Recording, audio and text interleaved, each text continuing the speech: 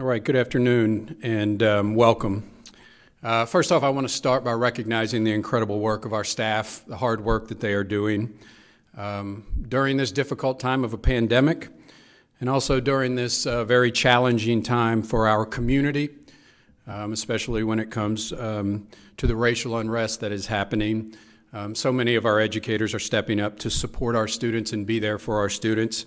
It's definitely a difficult time for this community. There is no doubt about it. I think nationally and locally, we all know this is a difficult time, and it is especially true for our black students, our black educators and families. And so we want to be there to support them and make sure they're supported throughout this difficult time, and really all of our families to make sure they're supported through this difficult time.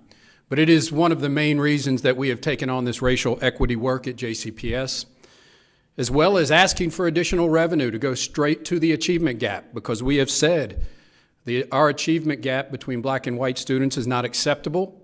And I believe one of the main answers to our problems in this nation is education. If I didn't believe that, I wouldn't be doing what I'm doing right now. And so we are here to say we need to do better. We're asking the community to allow us to do better. And we're going to work hard to make sure that we do that. I also want to thank all of our families. I know it's been a difficult time. Parents, I'm also a parent of a JCPS student, and I know NTI is difficult. The younger the student, the more challenging it can become. And so we have many parents who are trying to work and do their jobs while also trying to support their child with NTI. So clearly we understand that difficulty, and we've heard from you, and we know that. I appreciate everyone's hard work and support through this all. This is across America. I speak with large district superintendents all over across America, and we're all communities, nearly every single one of them is struggling with that same challenge, which is that balance of safety and health while also student achievement and wanting to get our kids back in school. And so we are doing that, but I do want to thank all of our parents out there as we move forward. And so while I can't today promise an exact date when we will be back into school buildings, I can promise you this: we will always keep the health and safety of our students and staff first and foremost. And I want to say this: there is no doubt we want our kids back in school. Every single one of us got in this profession so that we could interact with kids on a daily basis. That's why we're passionate about it. I miss that as superintendent, not being in a school and being able to interact with kids on a regular basis. I just spoke to one of my former students who is having personal crisis over the past few weeks, and it just reminds me how powerful this job is that we do. And I know so many educators in there want to be in school with their students. But I also hear so much from other educators, adults, parents who have children that are high risk, who fear for their life. It's a very uncertain time right now. And as I said last week at the press conference, that is a very difficult burden to weigh out. It's difficult for our board members and difficult for me and my team to make a decision that could potentially cost someone their life. And we have been committed from the very beginning of this work that we would ensure that the first guiding principle would be safety and health. And I also want to say the larger the school district, the more challenging and complicated it becomes to make sure that we are able to implement the safety measures that are necessary to ensure that every single staff member and every single child is safe and every caregiver is safe. We also know we are in a pandemic that unfortunately has seemed to strike our students of color and our communities of color at higher rates. JCPS has over 50% students of color. So we have to know that our number one support has to be guiding principle has to be safety and health, and we will continue to stay with that. So as you know, last week we received additional guidance from the Kentucky Department of Education and the Department of Public Health. And they provided us with a chart for all of us to follow. We made some decisions last week about not playing football games out of county because of that chart and because of the guidance, and we take that very seriously. So right now we are in that orange category, which is between 10 and 25 cases, COVID cases per every 100,000. As of last night in Jefferson County, it was 16.4 cases per 100,000, which puts us squarely in the orange category. And if you look at the chart that is on our website, when you are in the orange category, the guidance is to consider remote learning. So based on this data regarding COVID cases in our community at this time, I will be proposing that we continue NTI until late October. Now, I'm not saying 6 weeks at this time because I want to give the opportunity for us to be flexible and get back to school as quickly as we can. But without a doubt, those cases per 100,000 are going to have to decline where we feel safe to bring back all of our staff and students in which thousands of them have pre-existing conditions. So on Tuesday night, I will make this recommendation to our board. It will be their decision at that time. I will also be reporting on what our next phase of in-person learning will look like. Any future decisions on in-person learning will be made at another board meeting, so there will not be a recommendation about future board meetings, but we will be reporting and giving to our board what that next step will look like. We hope that is as soon as possible. We are saying late October, and it does put a little pressure on us because we will be voting again several weeks later.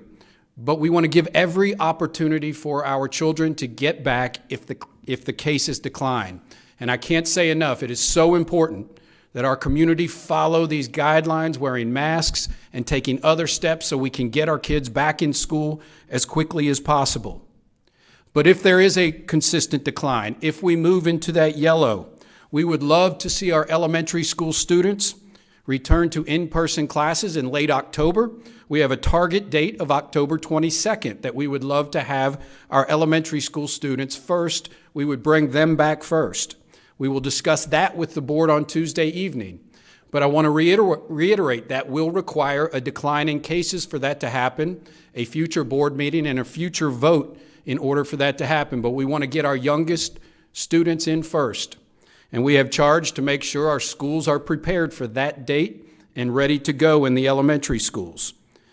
Then we would like to bring back our 6th and 9th graders. So 6th graders into middle school and 9th graders into high school. That would be 1 week later if the data declines, which would be October 29th. And we would do that because those students have transitioned into new schools. They've been in NTI. They haven't had the opportunity to be in their schools, and those schools could implement those in smaller numbers. Our middle and high schools will be prepared for that to happen on October 29th. Then if we continue to have the decline in cases, we would bring back the rest of our middle and high school students, 7th and 8th graders, 10th, 11th, and 12th graders on November 2nd, a few days later. So that would be our goal. Our goal is clearly to make sure that by November 2nd and beginning October 22nd, we would begin phasing our students back into school. We are preparing for that. We are prepared, and we will be prepared to do that. But once again, that will require a decline in cases. I also want to let our families know we will have a virtual option that is ready for our families, for any family who chooses not to send their child back to in-person learning. We are also at this time collecting data on those staff members, those educators who need accommodations because they are in a high-risk category, so we can have them teach in the virtual academy. Families, after our board meeting on Tuesday night, we will begin asking parents to let us know whether they will be choosing the virtual option or the in-person option once we get back to school, hoping that that is beginning on October 22nd. That will go for 2 weeks. We will have information on that as soon as the board meeting is over Tuesday night, probably Wednesday morning, so we can collect data on that virtual option. So families, stay tuned for that, but we want to be able to provide this option for all of our families. As you can see, with nearly 100,000 students, the challenge that comes with providing a virtual option for all students, providing the ability to accommodate all of our thousands of staff members who need accommodations because of pre-existing conditions, because we want to ensure health first and foremost. Our team continues to work through logistics of reopening school, and we are ready to go. But before we returned, we have to make sure that, once again, the guiding principle is safety and health, and that we ensure that everyone, that we are safe for our students, our educators, and our families and caregivers at home. That has to be number one. Before we would return, we would have a special board meeting where we would cover all the logistics several weeks prior to any return that would happen, all the requirements for families, everything that families need to know, so that if we are able to return on October 22nd, everyone has the information necessary. I want our families to know that there is a path forward for us to come back together. I know how tough this has been, I really do. We pledge to continue to be transparent about this, give as much information as we possibly can every step of the way. But once again, I know I've said this several times, but to keep safety and health first. All the things that we are dealing with are very difficult for everyone in the community. As a school system, we are dealing with a pandemic, which has none of us have ever gone through before, especially in education, and did not have any training about how to deal with that. We are going through, as a community, racial and social unrest, which is very difficult for many of our families. Finally, we are in the middle of a Kentucky Department of Education audit, which I am proud to demonstrate at the same time the great work that this district has done over the past several years. So as you can see, it's a lot to navigate through as a team, but I'm so proud of everyone in JCPS for the work that they are doing.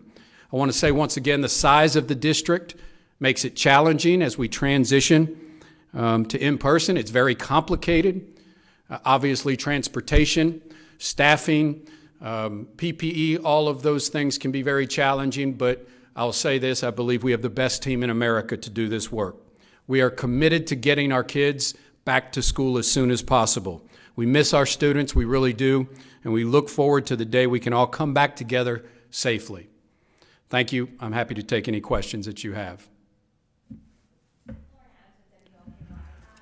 Pollio, if we move our elementary kids back in October 22nd, and that's going well, and then by no one's fault, Jefferson County starts to see a spike in cases, would we send those youngsters home, or would we just hold the plan, keep them, and push the 6th through 9th graders off a week, a day?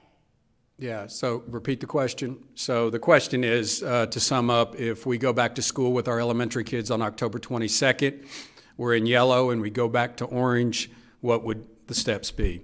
So once again, it's very difficult, and I said at a board meeting a couple weeks ago, I think our board is committed. I've had several conversations. We don't want this to be an in and out scenario. We don't want where we go for a few days, families are happy to have kids back to school, kids go back to school, and then we have to reverse course a few days later. Having said that, we still want to give every opportunity to get back in school. So we are looking for consistency. Now, I'm not saying it has to be in yellow all 10 days in a row or 2 weeks in a row, but we are looking for some consistency in trends where we know it's heading in the right direction. I saw Fayette County yesterday was reported in the red, so now they are above 25 cases per 100,000. So I know they have additional challenge. We don't want to go in and out. We want to make that attempt, but this will be something we live with for a while.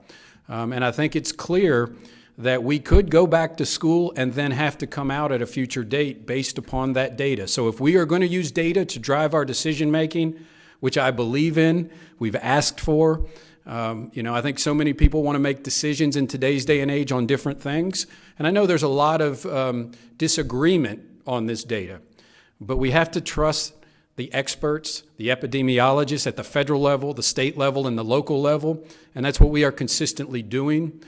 So there is a possibility we could come back out, and I think families need to know that, but we will be open and honest and transparent with them, and I think that's why they can go to our website and follow the data with us so that they know the answers to these questions. Yes, sir. Before students return on October 22nd, does the county have to be in the yellow zone or just trending toward? What do you want to see? Yeah, so the question is, before we could return on October 22nd, do we have to be trending towards the yellow or in the yellow? I think that summed it up. So that's a great question, and I think our board wants a little flexibility, and that's what this does give. And so when we look at the color-coded system, orange is definitely, they say, recommends that consider all remote learning, which we are doing because we are squarely in that. There is no doubt, I think our board members desire us to be in yellow. We want as little angst about returning to work as possible. I don't know if that's possible in today's day and age, that there won't be angst at any time for people going to work in the middle of a pandemic, but we want to see that trend. That does not mean if it gets to 10.2, 10 being yellow, 10.2, that our board wouldn't consider that to be in an area that's close enough to send us back to school. And so I think the more important thing is the consistent trend in the community and moving towards that yellow and being, so if it goes 1 week to 9.0 and let's say the next week 10.1, I think we would have flexibility to say it's close enough for us to return to school. But that's going to be our board decision, and we would discuss that with them prior to making any decision. Mandy? Yeah, so there's, just to be clear, there's not, from your perspective, in order for me to still make this recommendation for the 10/22 start date, a sustained X number of yellow days. You're not giving a concrete number that you're looking for. No, I am not giving it a concrete number. I think some of our board members, they have expressed the desire that it's 2 weeks in the yellow. And I think we have some of that from, employees as well, and I completely understand that without a doubt. But I think we're in a time where flexibility is important.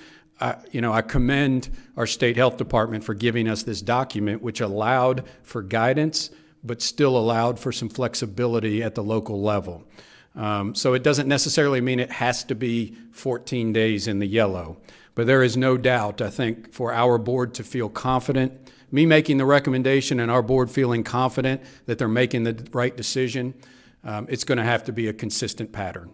Would your job have been easier over the summer if you had this dashboard and this guidance from the state back when we were doing this in July? I think, yes, I do. The question was, would our job have been easier if we had had this in July? And I might be different. I think there's some other superintendents who wanted complete flexibility. So I'm not saying this is a unified front on across the state.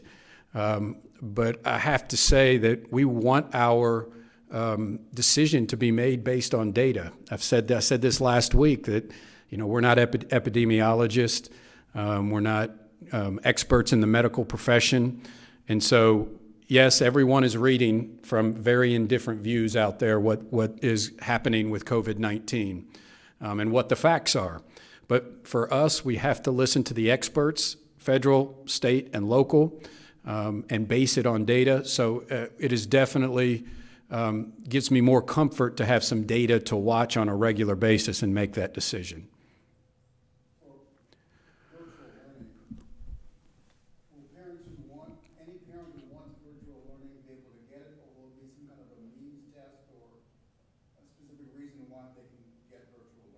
So the question was, will any parent have the opportunity to have virtual learning? Yes.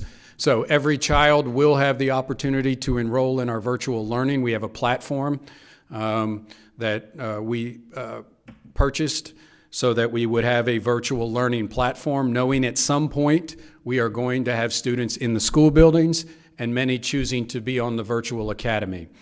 So many of our students are working on that now, so the virtual academy will be a continuation similar to NTI. It will probably be more based upon the definite hours of the school day, but we will have plenty of information on that virtual academy. I really hope that we are giving that option to families on October 22nd. That is my hope, that on October 22nd, we have families in the virtual academy. But a challenge nationwide, without a doubt, is the number of students who want that and pairing it up with the number of employees who might be in high-risk categories. That's not an easy challenge to overcome. But we will do it. We'll, any of our 97,000 students want to be in Virtual Academy, we will give them that opportunity in order to feel safe. Mandy?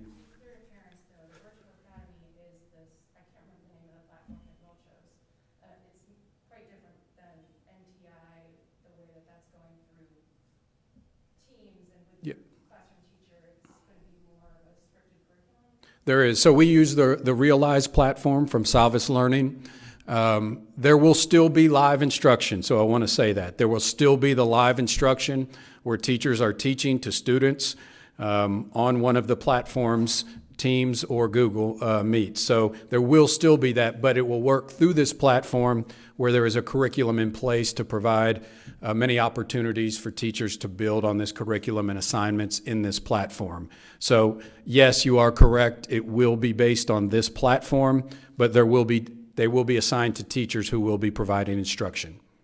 And as far as, I know you said there'll be another press conference about specific logistics for the return, but right now, sitting here on September 25th, if we have about a month until this first phase in, what are the biggest challenges for this district to be able to get kids and teachers back in safely? So transportation, Yeah. supplies inside schools, ventilation. So the biggest challenges, what are the biggest challenges for a district like JCPS, for us, when it comes to getting back in school? So first of all, transportation. There is no doubt that transportation is a major hurdle in ensuring that we are able to safely transport kids to school, and we can have as many as 50 kids on a bus at any time. So transportation is a significant challenge. There's no doubt pairing up staff who are high risk with families who want the virtual option and ensuring that number is correct, that we still have enough staff that are to support in-person learning is a huge hurdle for us.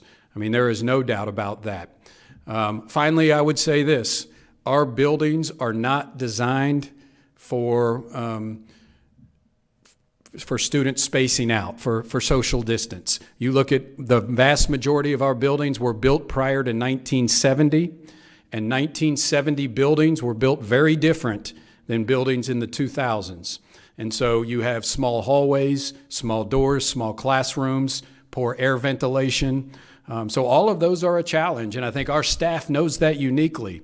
That when we go in our buildings, that most of our buildings, I believe 48 of them were built between 1950 and 1970. Most of them are at end of life right now, and hence my discussion always about our facilities issues in JCPS. If we had new facilities, it would be much easier to do the social distance with our children, but that's not our reality right now. So that is definitely a challenge for us as well. But we feel we're going to meet those challenges and be ready. We know we'll be ready. And so we hope that's October 22nd. Is there any sort of messaging from the district that to parents that if you have the means to have your children stay home, choose that option because it'll make this easier if you have fewer kids coming back from there? Question is there any message from the district about choose virtual option if you can, so you can stay home? No, I don't think we will send that message. I would say the same thing to parents. Many people are uneasy. I've gotten many emails from parents saying, I'm scared to send my child back to school. They have asthma or they have some other condition. Obviously, many from employees as well. We want parents to do what they think is best for their child. We want to give them the best learning experience. If the parent wants it to be in person, we want to get that back as quickly as possible into the school building. But we also want to meet parents who are worried about sending their child, and maybe it's a caregiver at home. We have thousands of children who are raised by elderly grandparents as well, or they live in the home, and that's a major concern. So I think each family has to take that into consideration. I look forward, I know my daughter is wanting to get back to school, and as a dad, I want her back in school, and so I can't wait. She will be going back as soon as we are able to do that, but I know other families will choose differently, so we want every family to do what's best for them.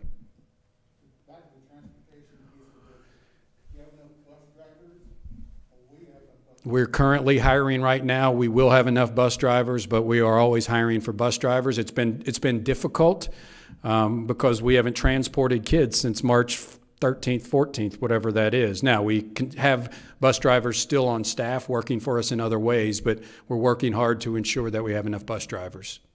Yes? Looking at the data, it seems the cases have gone up after holidays like 4th of July, Memorial Day, Labor Day, and right in the middle of when kids are supposed to be going back, October, November through December, you've got that Thanksgiving holiday right in the middle. And a lot of colleges have adopted this model where their staff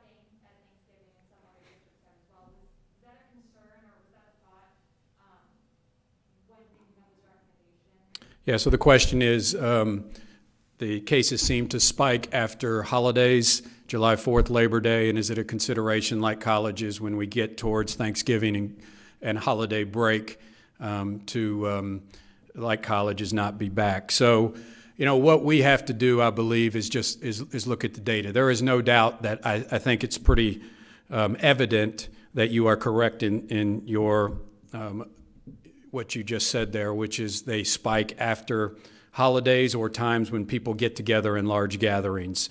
So no, we're not going to make any considerations to change the calendar as far as prior to the holidays. I would encourage everyone to know that decisions that are made locally will impact whether we are in school or not. And so encouraging everyone to follow guidelines, social distance, masks, all the things that we've heard for the past 6 or 7 months, because they do have an impact. Cases, the amount of cases in our community have a direct impact of whether we go to school or not. So if we want our kids back in school, we need the cases per 100,000 to drop. It's that simple. And so we've got to follow that guidance and ensure that we are doing that. We will, our recommendation to the board will be when we come back to school, hopefully that's October 22nd. If it's later, then we'll make that decision. We will have a couple of days built in where kids will be done with NTI and have the ability to not have to work, and then our teachers and staff to be able to get into their classrooms and prepare. So we will have a plan to build in a few days, 2 or 3 days for staff members and really families and kids to step away before we get into school, because I know it's been a challenge for everybody.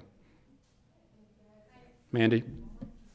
Yeah. Non-COVID related, at the beginning of this press conference, you did bring up, where this community is right now, given what's happened this week with the Grantsdale case. The Courier Journal has been told that Carroll County football team that was supposed to play a rescheduled time against Shawnee tomorrow at 11:30 a.m. is refusing to come due to perceived danger at that site. And I'm wondering, you obviously have history at that school. I'm wondering if you've heard from Carroll County Superintendent about this and what your take is on that.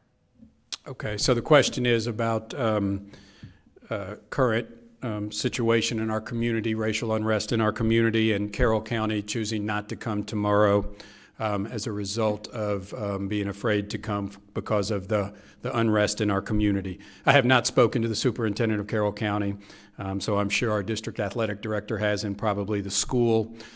We moved all of our football games for curfew-related issues. We could not play football and ensure that all of our there was no way. You couldn't start. We couldn't get officials until the earliest would be 5:30 p.m., and there's no way to play a high school football game and ensure that all of the participants, coaches, fans, get home by 9 o'clock. And so that's why we moved it to the day, tomorrow, so that we could do that. So we've been pleased with how our coaches and our teams have reacted to this and been successful with this. I would want them to come during the day. I believe it can be safe. But I think that's a decision that every school district has to make on their own. So I think Carroll County is going to make that. There is no doubt I have a passion for Shawnee. I can't wait till we have a ribbon cutting coming up soon, or a tour of the school for their 3rd floor. For those of you that don't know, we've had a school in this district that has a condemned 3rd floor since 1981. That's Shawnee High School. I taught there in '97, and it had been closed down for 16 years. I don't know if there's another school in America that has that. And it's just symbolic of our lack of investment in our facilities, and specifically West Louisville. And I think that goes into some of the work that we have to do. We are fixing that now. We have a lot more work to do. The newest middle or high school in West Louisville was built in 1952. We've got to change that. This is why we're asking the community for support for schools like the Academy at Shawnee and our students in West Louisville. So I hope they play, but I haven't spoken to the superintendent. Thank you all. Appreciate your time.